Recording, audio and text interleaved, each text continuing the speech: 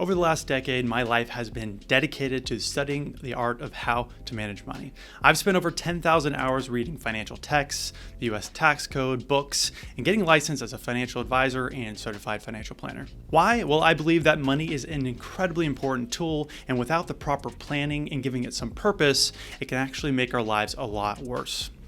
Hence why my channel is called Purpose Built Wealth. But there was a time when I thought that micromanaging my finances would give me more control. And I told myself I'm a financial planner, so I need to have the most elaborate and detailed system.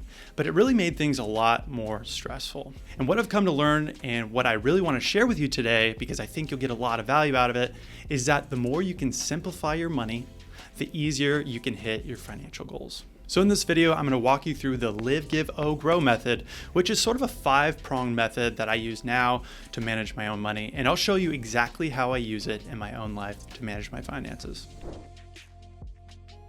Again, this strategy has really helped me simplify how I manage money. I was talking to my wife the other day about finances, and I was telling her about how when I initially started managing money, I used all sorts of software and detailed methods to track every single penny I spent. I mean, I tried more online tools and spreadsheet than I'd really like to admit, but I learned that complicating things actually made it a lot harder to keep things organized. So this is where Ron Blue's Give, Live, Owe, Grow method came into my life, which is essentially you look at your entire financial picture in this way, which I'll show you right here.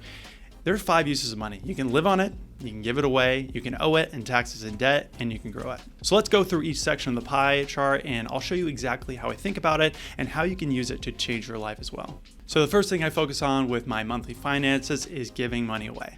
So you might be watching and saying, why would you give money away? Well, number 1, I want to be obedient and honor God with my wealth. Number 2, God owns it all. It's not mine to begin with. And number 3, giving breaks the power of money. If I give it away, it has no power over me. Regardless whether you believe me or you are interested in those 3 points or not, I challenge you to find someone and give them some money. You'll quickly see how it changes the way you feel. In practice, I give away money in 2 ways. Number 1, automatically through my bank. And number 2, donating stocks that have gone up in value. For example, if I want to give $6,000 a year, I can either take it out of my bank account or I can give stocks worth the same value.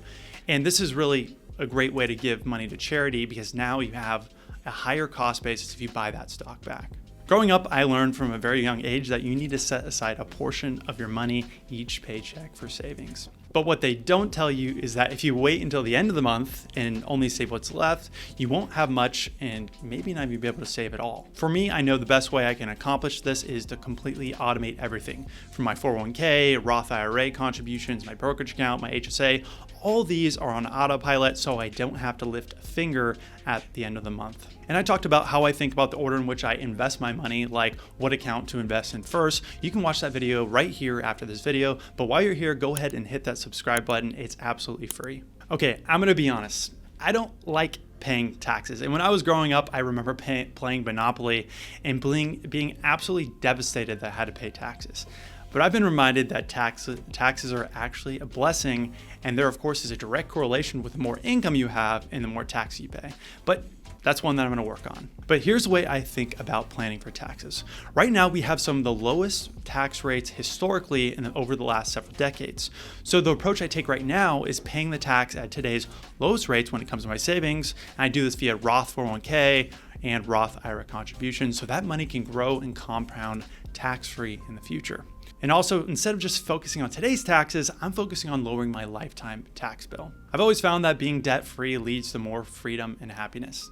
And when I was handed a Dave Ramsey book at the age of 12, so I understand the concept very well of spending less than you earn and not borrowing what you can't pay back.